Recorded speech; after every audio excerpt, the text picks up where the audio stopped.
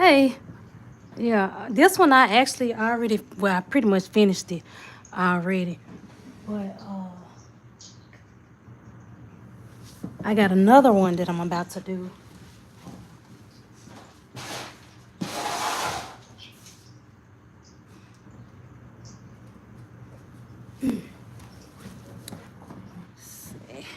Hold on. Yep, so this one had a small opening right here. So that one was pretty easy.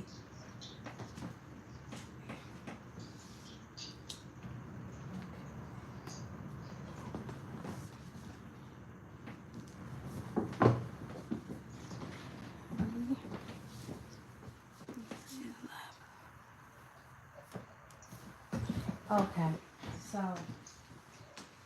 the easiest way to sew it would be on the sewing machine, but that would require you to take apart the lining and open it up and flip it inside out. So most of the time that's gonna take too much. So the easiest thing to do is you have to sew it back together like you would a pillow. So you would pretty much get, let me see if I can zoom in enough.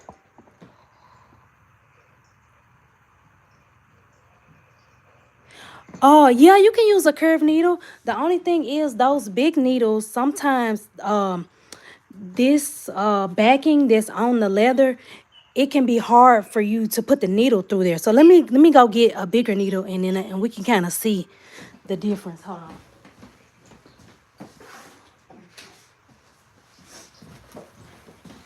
So I got, just drop them needles.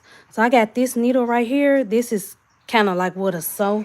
And another thing, the needles that you use to do a sew in, they're not sharp at the point. So that might also be an issue. So like this needle is sharp at the point. Like if you touch, you're gonna cut yourself. It's not rounded. Like when you do a sew in, those needles, they're more rounded at the point. Like I could literally touch this and almost cut myself. It's sharp. So like this needle is gonna go through because this is actually like a upholstery needle. So that's probably not really a good example, but it'll be better if you use a smaller needle or if you can get a big needle that's curved, but it's for doing like leather and upholstery. But otherwise, if you can't get an upholstery needle, it's actually probably going to be easier for you to just use a small needle because it's going to be able to go through the back. And sometimes this part be really thick that the fur backing that they put behind it.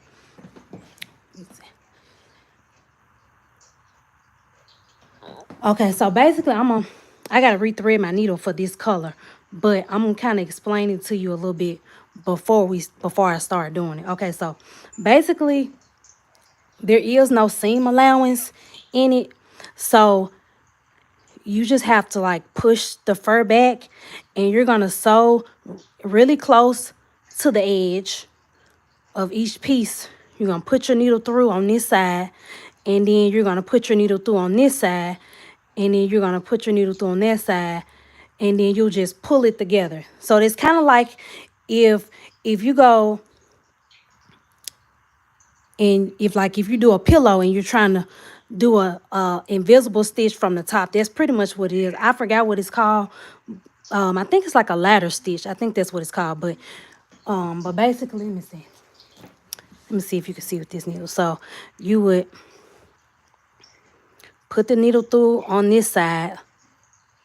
You see like that, and then you'll go to the other side and you'll put the needle through on that side the same way. So I'm gonna thread my needle. You got,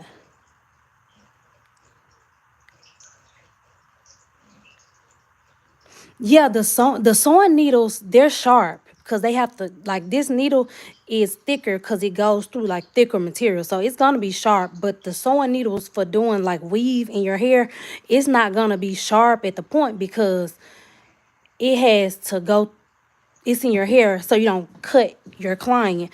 Also, the tracks, they're like mesh, so it's easy for you to put the needle through it. It don't have to be as sharp. But I'm gonna thread my needle and then I'm gonna start sewing it so that you can see how I put it together.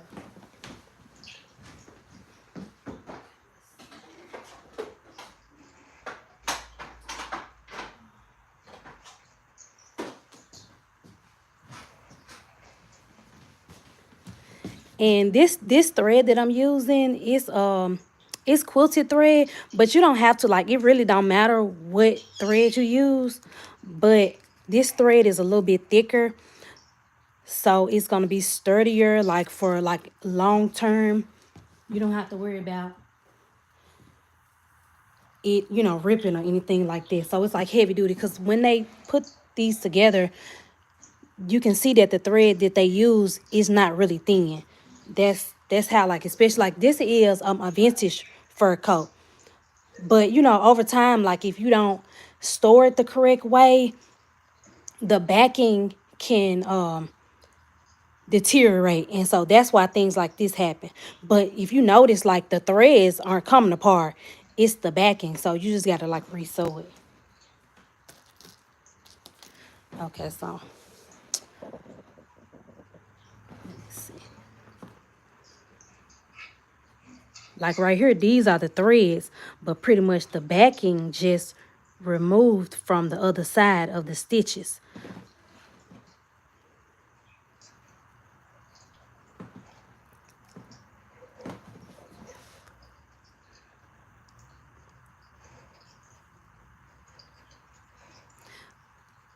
Yeah, you can use for that, but like I said, I don't use those big needles. I just use a small needle.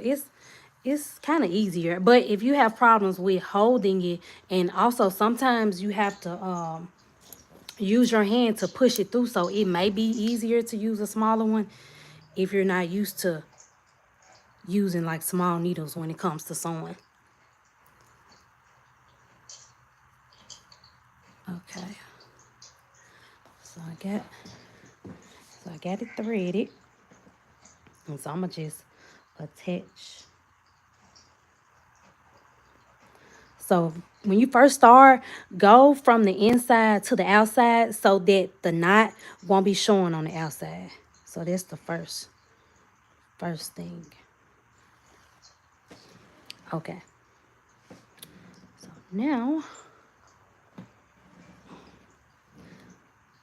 So now you're gonna go really close to the edge.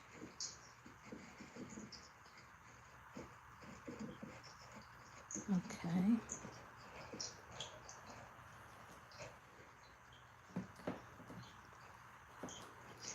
And then on this side, you see them. See, I went through on that side.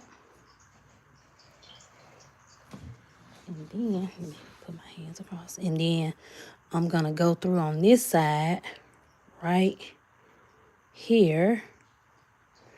And then I'm going to pull it together.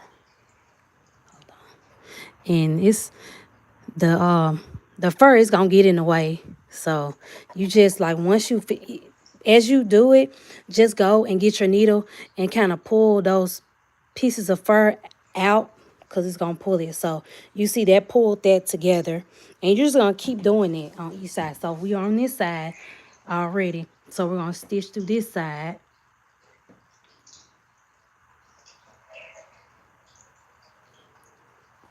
And then we're going to come and do them. You can do them kind of close together. The closer you do them together, the more you don't have to worry about, like, you can see the stitches or it don't look seamless. So the closer you do them together, the more seamless it's gonna look. Okay, and so just pull it, pull, pull, pull.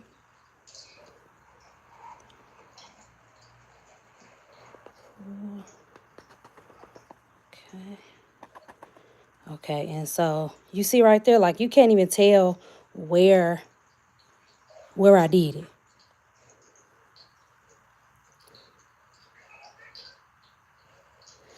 Well, I mean, you don't have to really keep it tight because once you pull it, it's not gonna come loose. Like this part, the first stitch that I did, but like those stitches, once you pull those stitches, they're not gonna come loose.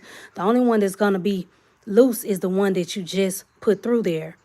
And then once you pull it, so it don't really gotta be tight, but pull it all the way through so that they're together and pull all the thread, and then it'll be tight enough just by doing that.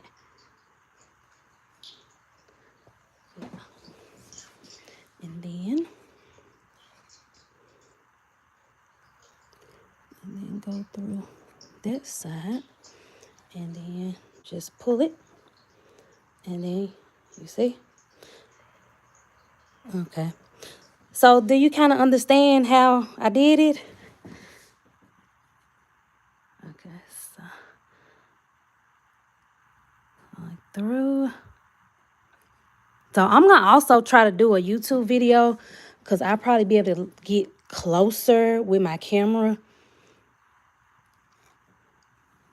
And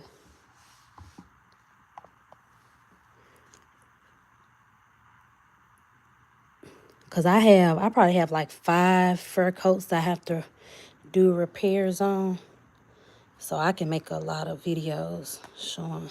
Now, one of them that I have, I'm going to use the sewing machine because it's a big opening like this, but it's just a straight line. So what I'm going to do is I'm going to flip it inside out and I'm going to sew it, and then I'm going to leave like about this much of a gap, and then I'm going to hand sew that little bitty gap. Because it's way easier to just sew it on a sewing machine, but you can't sew this on the sewing machine unless you open the lining up. Then you'll be able to do that.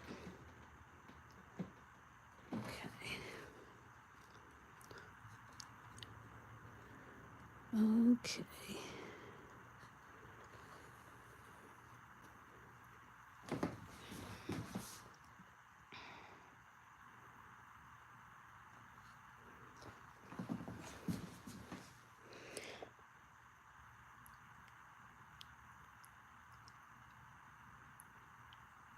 Yeah, it's really easy to fix it. Yeah, it's easy.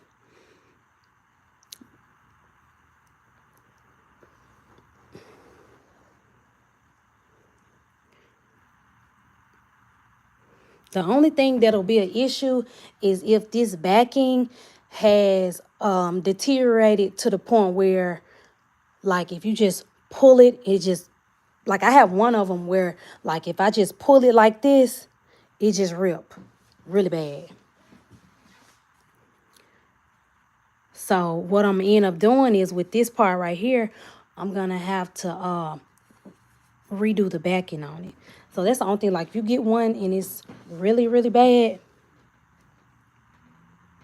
and you may have to like redo the backing on it. And that requires a lot because you have to take apart, open the lining up, and you got to redo the entire backing on it. So that's a lot right there. But if it's just a small tear and it's not a lot, then you shouldn't have that problem. It should still be in pretty good shape.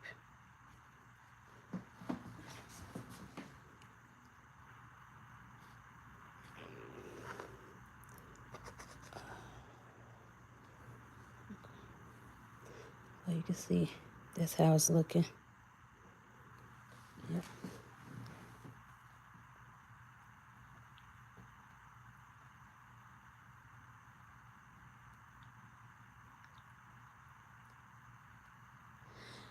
Yeah, well, well, yeah. I mean, that's pretty much what it costs because you have to think about the hourly rate of them getting paid. But it's really a easy thing to do. You can really do it yourself.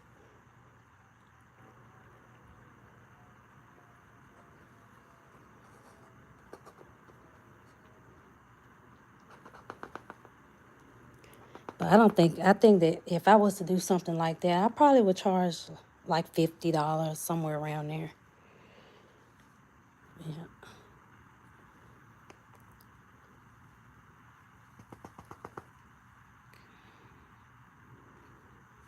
And just make sure that Like there's a thread right here. So sometimes you have to pull each one separately.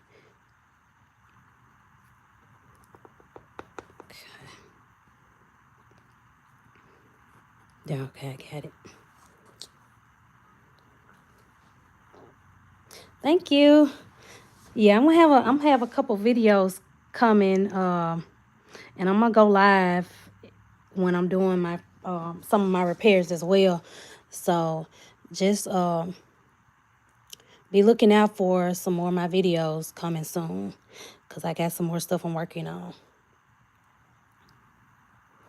And if you have any questions, leave them, because I know I had a couple people that's like, you didn't, I did a little short, and they're like, you didn't show how you repaired it. So I was like, okay, well, let me do a video showing that.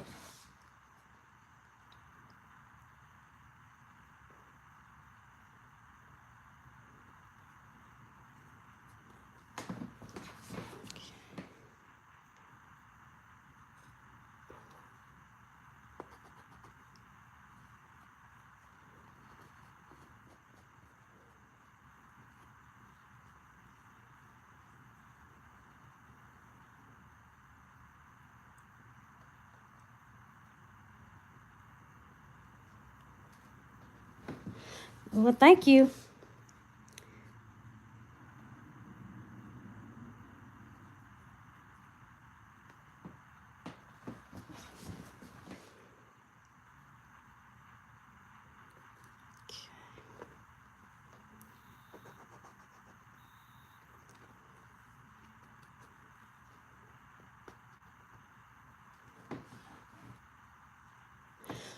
This right here, I think it's mink. This is mink. Mink is like shorter. The hair be shorter, and to me, I think that the mink is softer than the rabbit fur. But yeah, and it looks, to me, it looks shinier. But that could also be the condition, if you're taking care of it. Cause I had a rabbit fur, and it looked pretty good, but the fur was longer compared to the mink, and it had a different feel to it. Yeah, it's really soft. It is. It's really soft.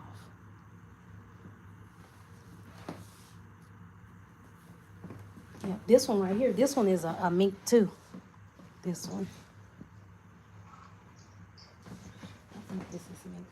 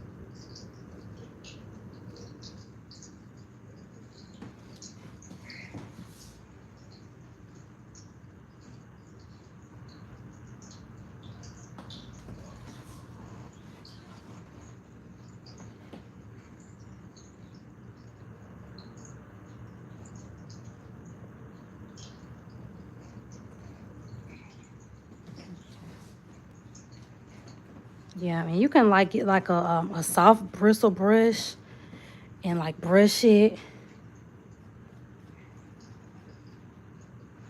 which that's something that is recommended anyway to do, like far as the care for your fur coats. Okay. Estate sales and auctions. I have an antique store, so I do all the repairs, and we sell them in our store.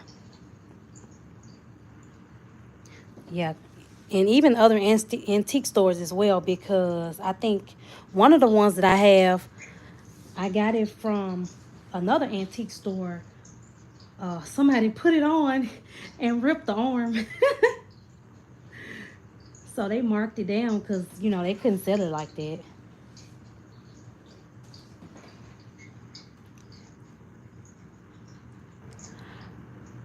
I don't have a site, but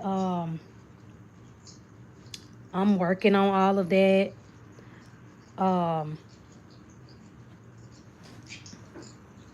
but you can go to my other social medias like my Facebook and stuff like that, and I'm gonna be posting some of the things that I have for sale, and I'll put some information on here as well.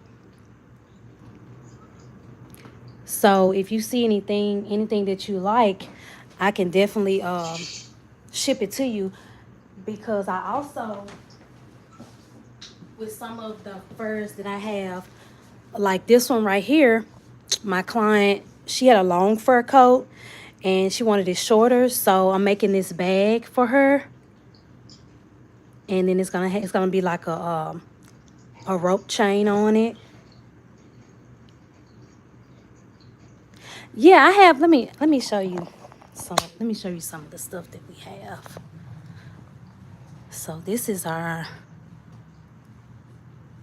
shop.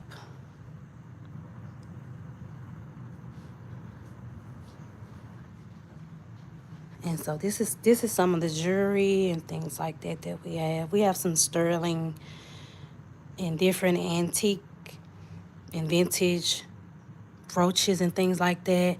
And then we have some shawls. And this is how the black bag is gonna look. I had a client request her bag to look just like this. So it has the Velcro to close it, and then it has a little pocket on the inside of it. And so I'm gonna do her bag just like that. Bag right there. Yeah. And I'm in Memphis, if you were wondering. Memphis, Tennessee. Okay. And this is my sewing area.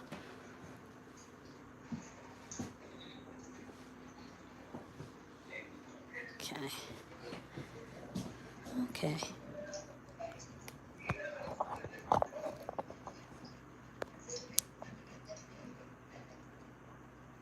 Okay. Thank you.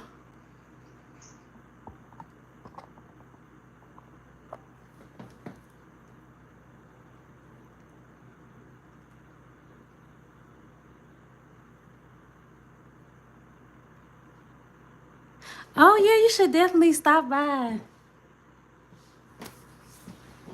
Definitely stop by. Cause we have a lot of nice stuff.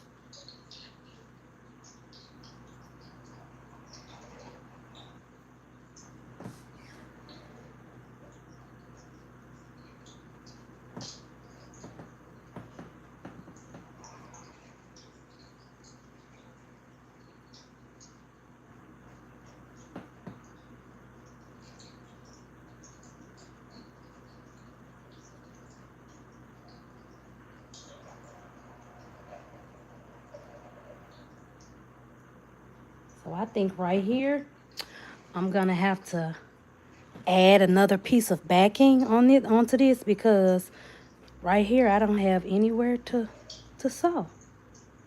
I don't really have much of space to sew right there. Like that's another hole. So think I'm gonna add some more backing onto that to stabilize that a little bit more. But yeah, so that's pretty much it for now. And so I'm gonna go, and I'll be back probably tomorrow. I'll do another, either finish this one up or do another one tomorrow. Backing, the backing that I'm gonna use fusible interfacing. Now, it's thin because I'm just looking for a little bit of reinforcement, but the other coat that I have to do, I think they have different thicknesses. So the other coat that I'm gonna do that needs like an entire new backing put on it, I'm gonna look for a thicker interfacing. It's the one that you like put the iron on it and it sticks to the back of the fabric. And that's what you use to stabilize the fabric, to like if you're doing a collar or something and you want it to stay pointed, and they use it a lot in suits. So I'm gonna use, and it comes in different colors as well, but you're not gonna see it. So I got some white interfacing that I'm gonna use. Yeah. So that's pretty much it. But thanks for watching and thanks for subscribing, and I'll talk to you next time.